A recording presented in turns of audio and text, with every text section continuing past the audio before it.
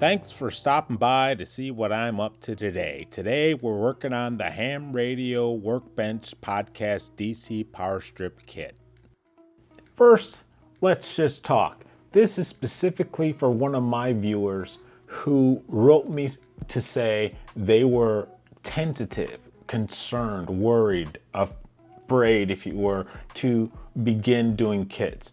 I have so much fun doing kits, and I was lucky. I had a dad who was always tinkering around with big soldering irons, little soldering irons, saws, tools, drills, laying concrete, doing all kinds of things. So I'm not necessarily afraid to dive in.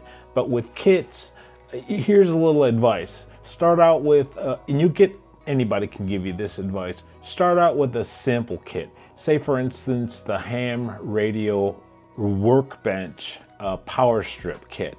It's a simple kit, and you know what?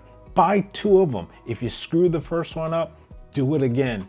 I'll tell you right now, my first QCX, I lucked up and I got it right. And then I tried to get fancy and screwed the whole thing up.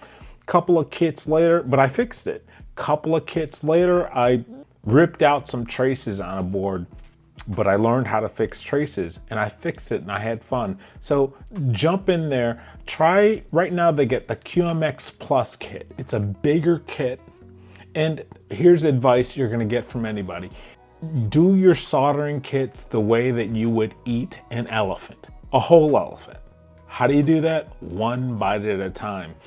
Always do your inventory.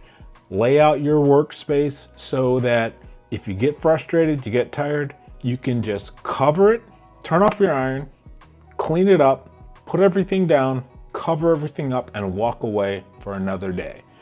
Patience is a virtue. Give it a shot. You'll love it. Information about how to assemble the kit and how to purchase the kit can be found at www.hamradioworkbench.com. Inventory, a secure workspace, and adequate tools are always at the top of the list when doing a kit. Check your bill of materials for all parts necessary. Lay out or store those parts so that you can reach them when you need them. Begin studying your assembly instructions for part placement. At this point, I'm placing the fuse holders on the provided PCB.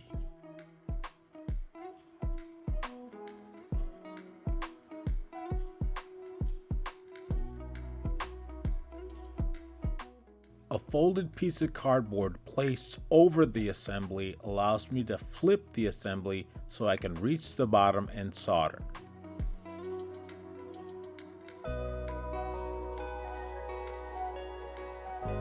I am fond of using the Weller solder mate to hold my solder. There is no doubt that these small pencil-type soldering irons are overmatched for some soldering jobs, but in a pinch, they can do the trick. Next, I chose to assemble the plastic PowerPole connector housing with the metal insert terminal. The way I remember it is, unlike aviation and boats, red is always right with PowerPoles. The strip in the connecting housing is down, and the hook on the terminal is down.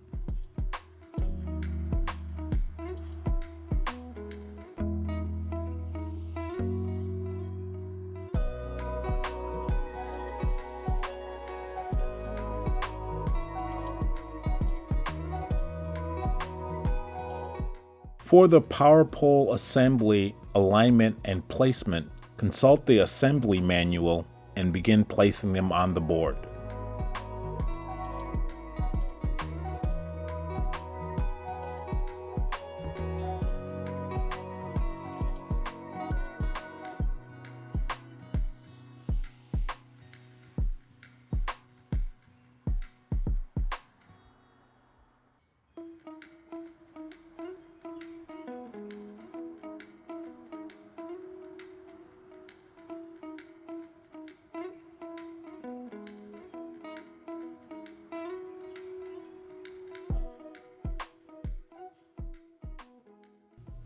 With the LED placement, it's important to pay attention to the polarity. One lead is longer than the other. Follow the instructions.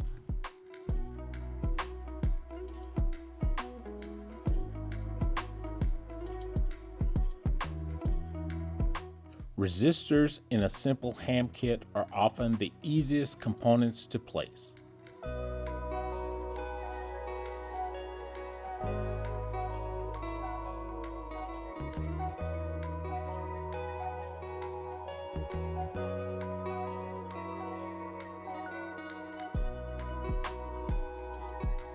At this point, you're home free. It's just a matter of assembling the base and the top with the standoffs, and you've got yourself a power strip. You made it yourself. For those of you that have been here before, please consider, if you haven't already, subscribing. Please like and suggest this video to others who might want to learn about assembling kits for ham radio. Thanks for stopping by.